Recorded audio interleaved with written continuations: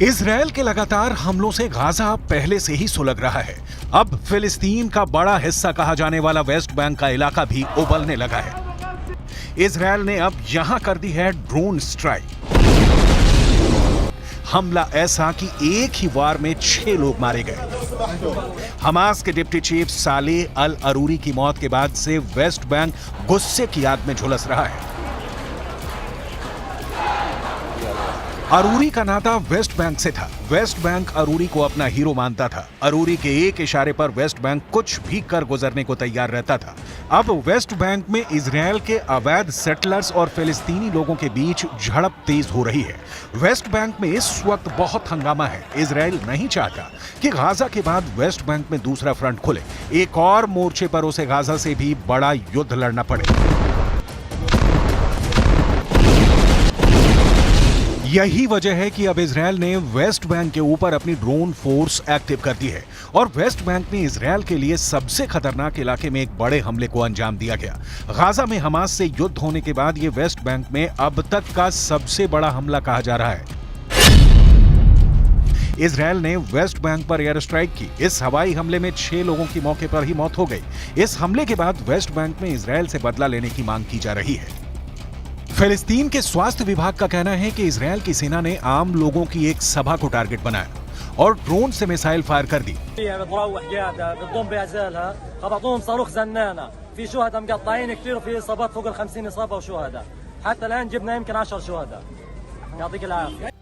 West Bank के लोगों को लगने लगा है कि इजरायल से डील करना है तो हमास की तरह लड़ना है।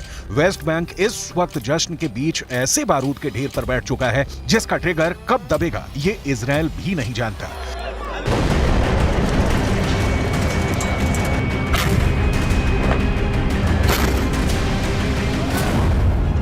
सवाल है कि क्या वेस्ट बैंक के लोग भी हमास के रास्ते पर चल पड़ेंगे?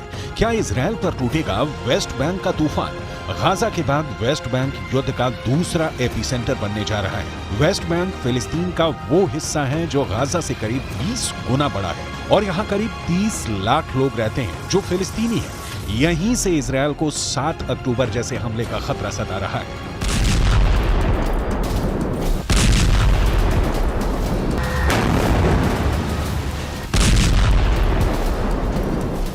ऐसा इसलिए क्योंकि वेस्ट बैंक के फतह मूवमेंट के नेता समीर अल मशरावी ने बहुत बड़ी बात कह दी है। फिलिस्तीनी मीडिया के मुताबिक फतह मूवमेंट के नेता समीर अल मशरावी ने कहा है कि हमास ने जो किया वो फिलिस्तीन के लोगों के लिए फख्र की बात है और इजरायल से लड़ने के लिए फिर से छापामार युद्ध की शुरुआत जरूरी है। गाजा में इजरायल के गदर के बाद वेस्ट बैंक के लोगों में गुस्सा बहुत है। यहाँ लगातार इजरायल के खिलाफ प्रदर्शन हो रहे हैं। इजरायल वेस्ट बैंक के लोगों की आवाज को दबाने की कोशिश कर रहा है। फिलिस्तीन की सरकार का कहना है कि 7 अक्टूबर को युद्ध शुरू होने के बाद से अब तक वेस्ट बैंक में हुए हमलों में 329 लोगों की मौत हो चुकी है, जबकि 1200 से ज्यादा लोग घायल हैं और 240 लोगों को आईडीएफ ने बंधक बना लिया है। حقوق الانسان بكف ظلم اطفال بموتوا مشايخ وين العالم وين مجتمع الدولة وين العرب يخافوا الله حبس حرام قاعدوا امان ليش يقصفوهم هذا عدو ظالم ما الله الله بس اتحركوا يا عرب حسبنا الله ونعم الوكيل। एक तरफ फिलिस्तीन है जो इजरायल में मासूमों के कत्ल का आरोप लगा रहा है तो दूसरी तरफ इजरायल की सरकार जिसे हमास के खात्मे से कम कुछ भी मंजूर नहीं है। इजरायल के प्रधानमंत्री नेतन्याहू ने एक बार फिर दोहराया है कि उनकी सेना का यह ऑपरेशन तब तक खत्म नहीं होगा जब तक कि फिलिस्तीन से हमास के लड़ाकों का पूरी तरह से खात्मा नहीं हो जाता। תקפנו אותו ונמשיך לתקוף ונמשיך להעמיק את ההישג באזורים האלה. זה דורש זמן. אין קיצורי דרך בלחימה בטרור. नेतन्याहू ने कहा कि करीब 3 महीने पहले हमास ने जो हमला किया है उसकी कीमत हमास को अभी और चुकानी होगी। इजरायल की सेना तब तक गाजा में युद्ध लड़ेगी जब तक वो हमास की कमर न तोड़ दे ताकि वो इजरायल के लिए कभी खतरा न रह जाए। 3 חודשים החמאס ביצע בנו טבח נורא. הממשלה בראשותי הנחתה את צה"ל לצאת למלחמה כדי לחסל את החמאס, להשיב את חטופינו ולהבטיח שעזה לא תהיה עוד איום על ישראל. ये नेतन्याहू की कसम है कि वो हमास के हर नेता को चुन चुन कर मारेंगे। अरूरी को खत्म करने के बाद इस वक्त सबसे ज्यादा डर इस्माइल हानिया को लग रहा है। हिजबुल्लाह भी घबराया हुआ है कि अगला अटैक उसके चीफ हसन नसरल्लाह पर ना हो जाए, क्योंकि अरूरी का जिस ड्रोन स्ट्राइक में अंत हुआ उसे लेबनान की राजधानी बेरूत में ही अंजाम दिया गया। इजराइल ने हमास के पॉलिटिकल ब्यूरो के डिप्टी प्रमुख सालेह अल अरूरी को मार डाला, यानी हमास का नंबर 2 खत्म हो गया। लेबनान के बेरूत में हुई ड्रोन स्ट्राइक में हमास के कई अधिकारी मारे गए और इसमें सालेह अल अरूरी सबसे बड़ा नाम है।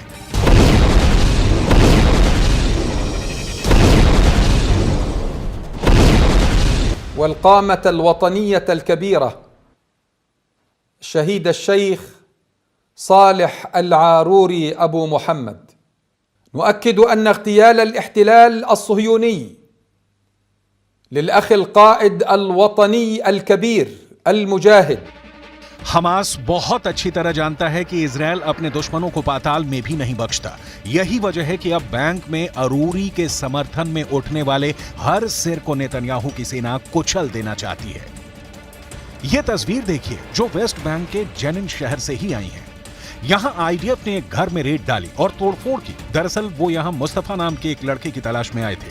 मुस्तफा के पिता का कहना है कि वो जब पहली बार इजरायली सेना ने यहां रेड डाली उससे पहले ही उनका बेटा यहां नहीं है। फिर भी इजराइल की सेना यहां बार बार आती है। इजराइल की सेना को शक है कि अरूरी की मौत के बाद वेस्ट बैंक में हुई हिंसा में कहीं ना कहीं मुस्तफा का हाथ है।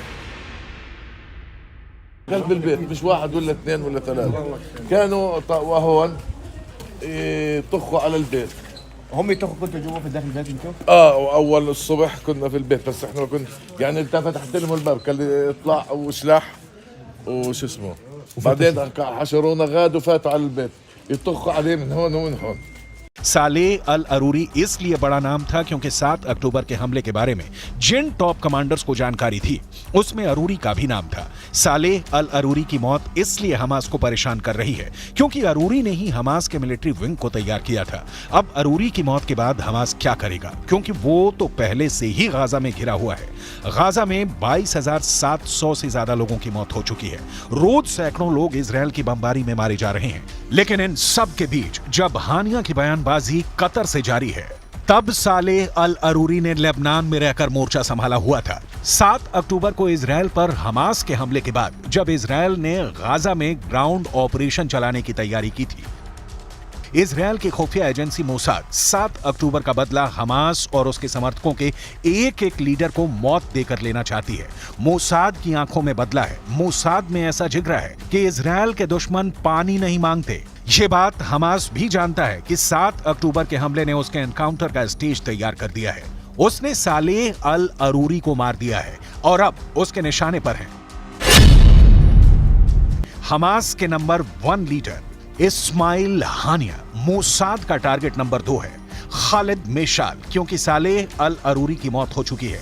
ये तीनों नाम हमेशा इजराइल को खटकते रहे हैं और अब इनमें से एक को तो इजराइल ने हमेशा के लिए मौत की नींद सुला दिया है। साथ ही गाजा में 3 महीने से बमबारी चल रही है।